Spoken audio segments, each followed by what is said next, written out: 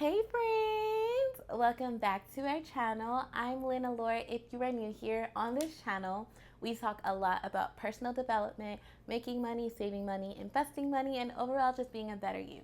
So if you like conversations like that, definitely subscribe and join the party.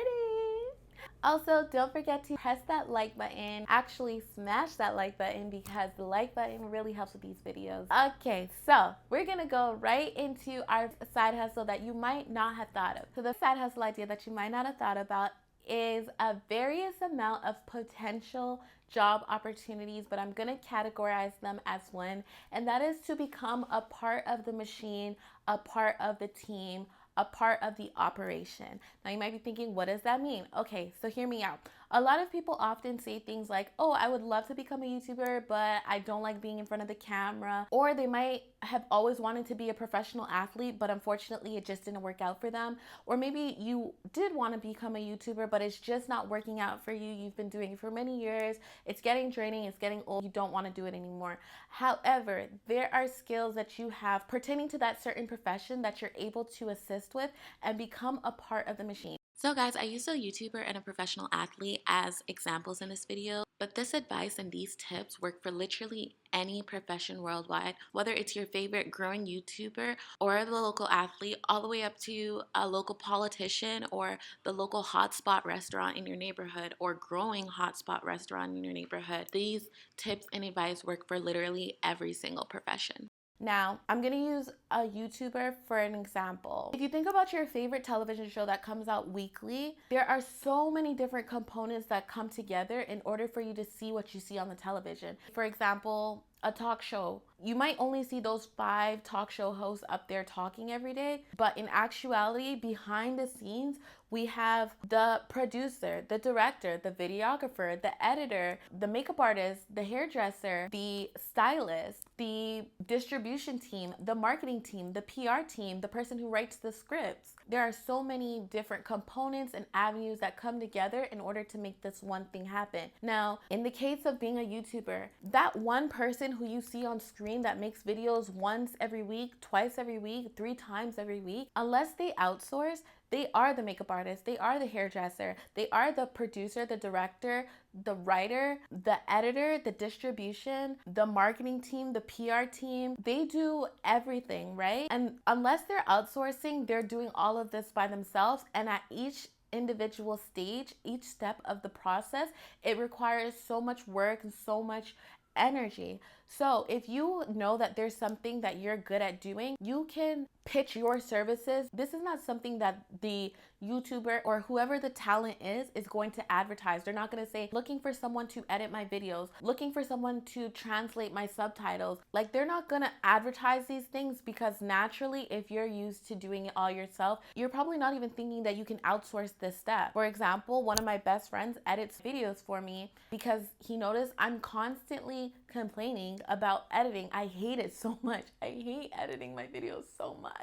But he loves editing and he's so good at it. So he pitched it to me and now I pay him to edit some of my videos for me. So if you know that you have a skill and you see someone that might need your services, you can literally pitch it to them.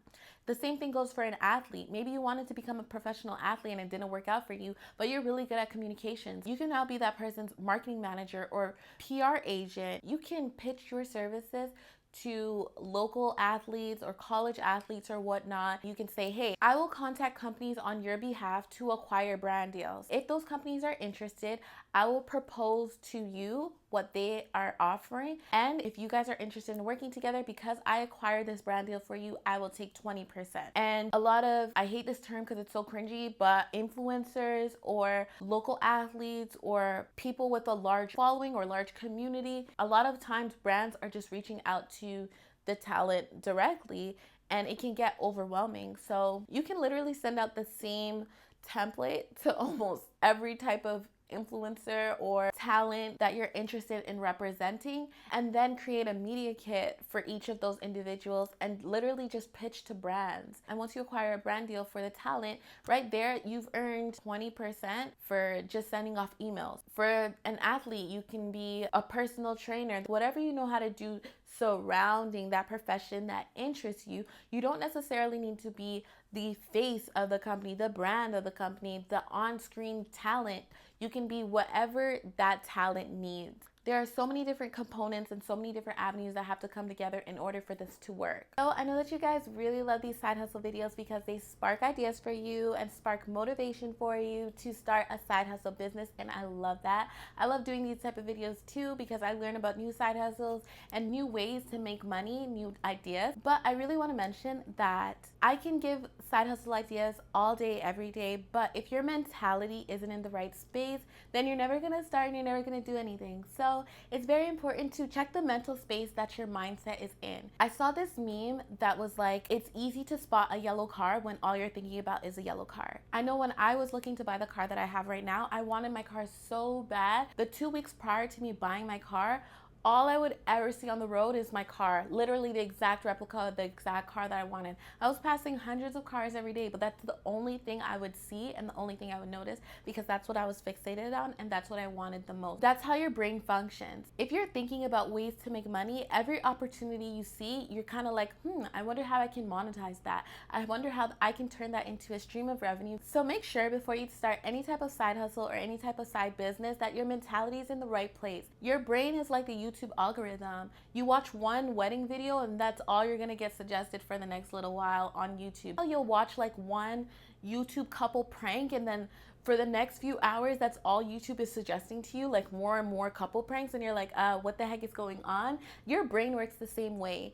If you're focused on ways to make money and ways to better yourself, all you're gonna see are opportunities to make money and to better yourself. And all you're gonna see are solutions to any obstacles that may come in your way. But if you're focused on the negativity and the obstacles and the barriers that may be in your way of starting a new business or making money, that's all you're ever going to notice. All you're ever gonna see are the barriers.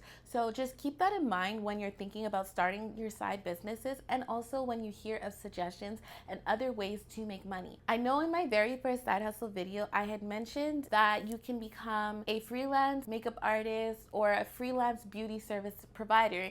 And there were comments, so many comments, you need a license. You cannot be a freelance makeup artist. You need a license.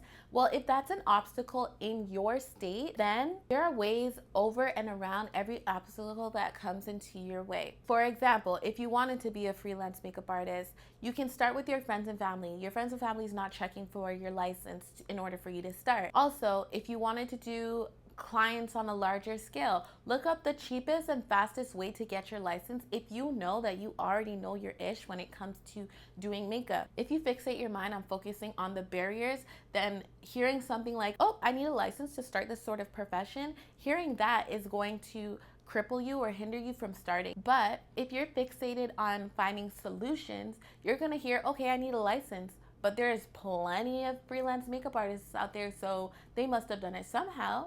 So I can do it too. You focus on barriers, that's all you're gonna get. You focus on attracting money and attracting abundance. All that's gonna happen is more of that is gonna come into your way. So, rude. So I say all of that to say, if you want to attract abundance, wealth, money, clients, then that's what you need to fixate your mind on. You need to tell yourself, I am a success magnet. I attract abundance. I attract positivity. Money follows me.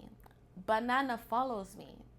If you know, you know. Now, when it comes to creating a side hustle that you can eventually turn into your main hustle, what you need to do is keep an open mind and remind yourself that you are a success magnet. Money and abundance follows you and enters your life freely because you allow it to. And any obstacles or hurdles that may come into your way, you simply jump over those hurdles or go around those obstacles. You would be surprised at how many of your faves would actually love to hire you, love to use your services, love to be a client of yours if you just made yourself available and you presented yourself as a business. There are opportunities for streams of revenue, streams of income right under your nose. You just need to create those avenues. Your fave is not gonna see your Instagram and say, oh wow, you have an amazing Instagram page. Would you like to be my social media manager? No, because they don't know you, they don't know your availability, they don't know your skill set, and they don't know what you're capable of.